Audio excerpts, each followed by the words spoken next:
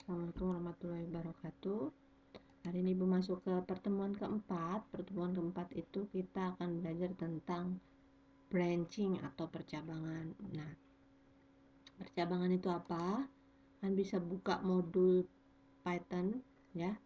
Di pertemuan 4 itu membahas tentang percabangan. Percabangan adalah cara yang digunakan untuk mengambil keputusan jika di dalam program dihadapkan pada kondisi tertentu.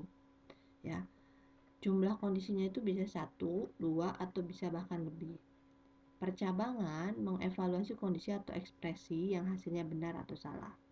Kondisi atau ekspresi tersebut disebut ekspresi bolehan, ya, karena ya atau tidak. Hasil dari pengecekan kondisi true dan false. Bila true, maka pernyataan di dalam blok dijalankan atau dieksekusi. Jika false, maka di pernyataan di blok lain yang akan dieksekusi, ya. Ada 3 jenis pernyataan yang digunakan untuk percabangan. Ada if, ya. Pernyataan if terdiri dari ekspresi boolean diikuti oleh satu baris atau lebih pertanyaan. Kemudian ada if else. Jika if-nya benar, maka blok di dalam pernyataan if itu dieksekusi. Jika salah, maka yang di dalam else yang dieksekusi. Lalu ada if else. Ini disebut juga dengan if bercabang. Bila ada kemungkinan beberapa kondisi bisa benar, maka digunakan menggunakan pernyataan if, elif, atau else, kemudian baru yang terakhir else, ya. Nah, yang perlu kalian perhatikan adalah ini, pernyataan if menguji satu buah kondisi, ya. Perhatikan, kalau kondisinya hanya satu, maka menggunakan if saja, ya. Bila hasilnya hanya benar, maka pernyataan di dalam blok itu dieksekusi. Bila salah, maka pernyataan tidak dieksekusi. Sintaksnya adalah seperti berikut. If, lalu teks kondisinya, lalu blok pernyataannya apa. Ya, contoh di sini seperti ini. Jika ada sebuah kondisi, jika kondisinya benar, maka jalankan. Jika kondisinya salah, maka berhenti. Ya. Ini contohnya. Misalnya di sini Ibu contohkan di program kita akan memasukkan sebuah kondisi. Kita punya satu kondisi yaitu nilai. Kondisi nilai di sini nanti kalian input, ya. Kita buat inputannya. Lalu di sini kondisinya adalah jika nilainya kondisinya lebih besar sama dengan 70, maka pernyataannya adalah mahasiswa lulus. Selain itu, dia tidak akan ada di print, tidak ada hasilnya, ya. Yang seperti ini disebut dengan if, ya, karena hanya satu. Nanti kalau dijalankan kurang lebih seperti ini, ya. Masukkan nilai mahasiswa, kalau 75 misalkan, maka hasilnya mahasiswa lulus.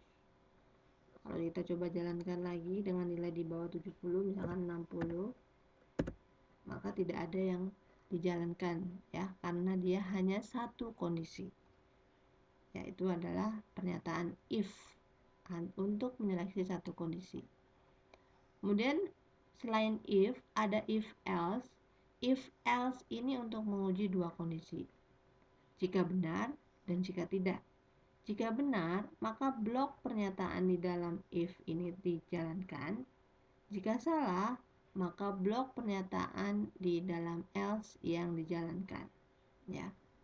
If else seperti ini, ya. Jadi statementnya seperti ini. Jika kondisinya benar, statement 1 dijalankan. Jika kondisinya salah, statement 2 dijalankan, lalu selesai, ya.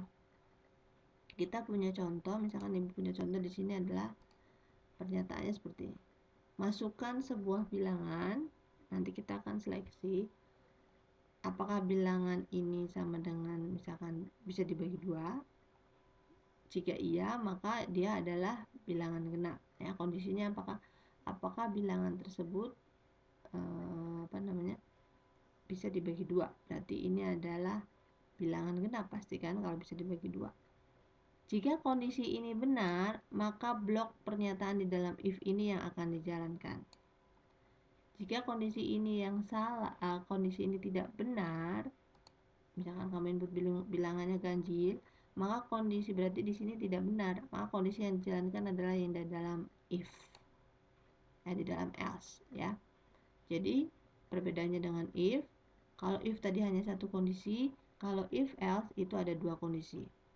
Jika kondisi di dalam if-nya benar, maka blok pernyataan di dalam if dijalankan. Jika tidak benar atau salah, maka else yang dijalankan. Kita coba, misalkan ini kita jalankan input di sini misalkan 2. Jangan 2 ya, 8 misalkan. Ternyata dia sebut bahwa 8 adalah bilangan genap. Coba kita jalankan selain yang tidak bisa dibagi 2, misalkan kita input di sini 5. Maka akan muncul pernyataan kedua, yaitu bilangan 5 adalah ganjil. Ya, ini seperti ini. Ini adalah if else. Ya. Kemudian pernyataan yang ketiga, kita punya if elif else. Ini jika kita akan menguji lebih dari dua kondisi. If tes kondisi titik 2, lalu blok pernyataannya jika ini benar, lalu else kondisi yang kedua, lalu blok pernyataannya sampai dengan kondisi terakhir. Kalau misalkan ada 5 kondisi, maka if kondisi pertama, elif kondisi kedua, elif lagi kondisi ketiga, elif lagi kondisi keempat, baru yang terakhir hanya menggunakan else. Ya. Jadi pilihan atau kondisi.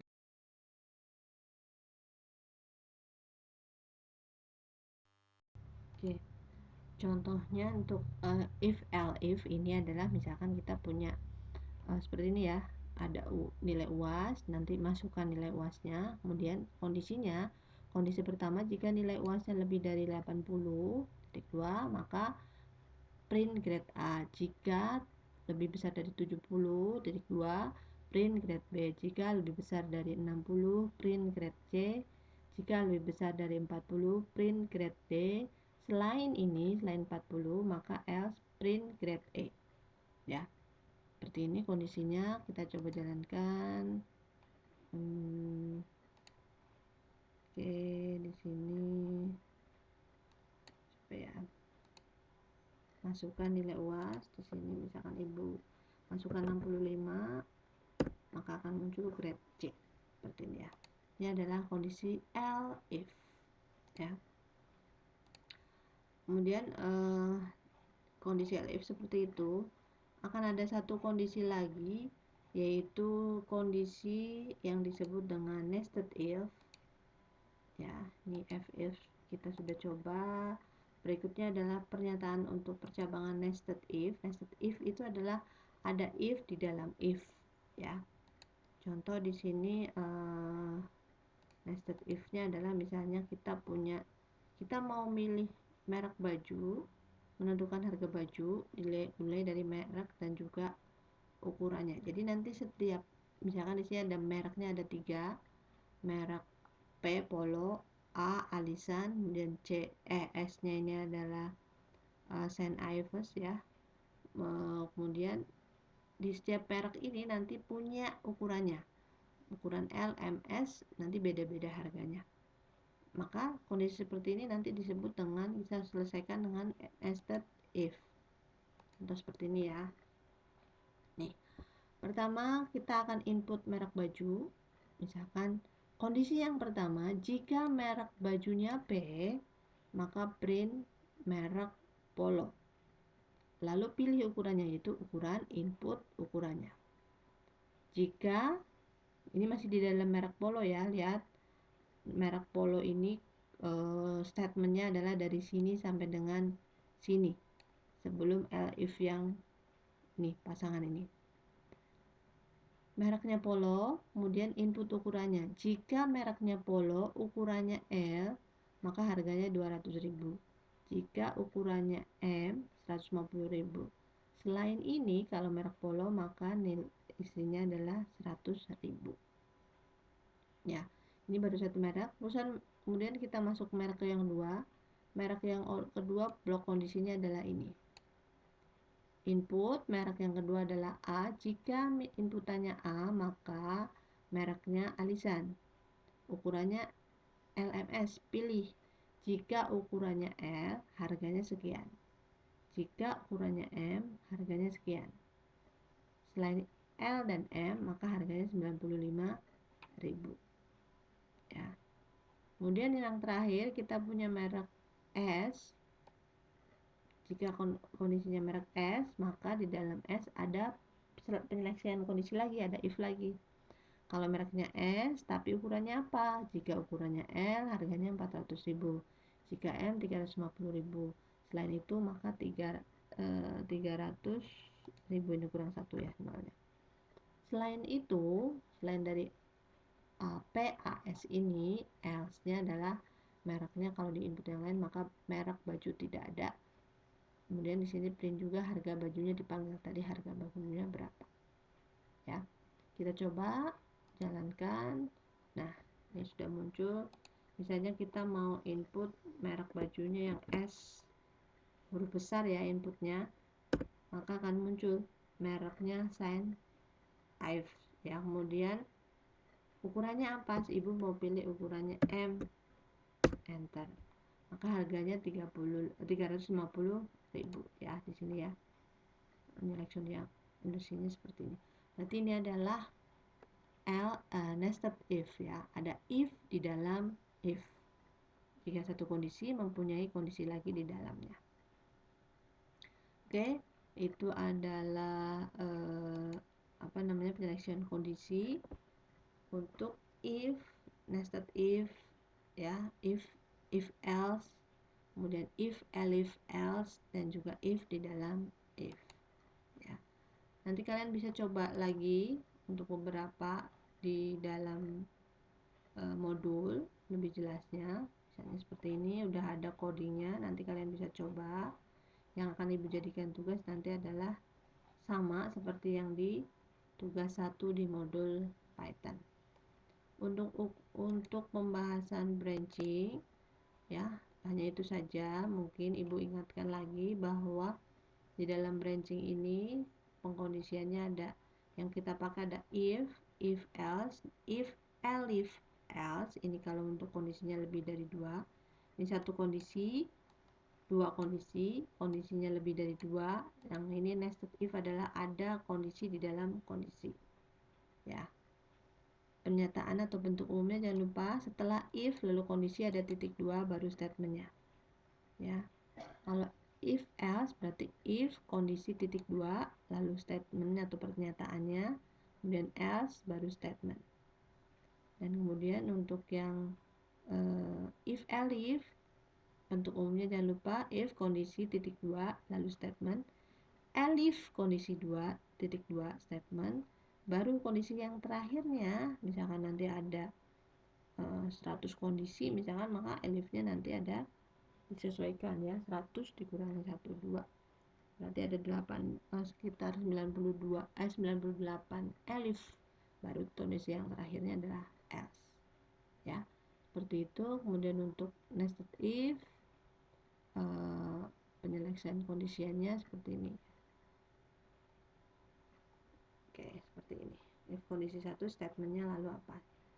Usahakan ketika membuat program di dalam Python, kalian harus terstruktur seperti ini. Misalkan ini agar kalian mudah paham ya. Misalkan di dalam if itu kan agak rumit. Misalnya buat seperti ini. If ini kan masih dalam satu kondisi, berarti menjorok ke dalam seperti ini. Baru kemudian yang elifnya ini sejajar, menjorok ke dalam lagi, elifnya ini sejajar, menjorok ke dalam lagi, elif else-nya sejajar, agar kalian lebih mudah memahami programnya. Untuk hari ini ibu cukupkan materi percabangan. Nanti untuk tugasnya sama seperti tugas praktikum, yaitu di dalam modul halaman yang tugas 1 ya, tidak ada halamannya yang untuk ini PT Dingin Damai. Silahkan nanti dibuat programnya. Ibu cukupkan. Assalamualaikum warahmatullahi wabarakatuh.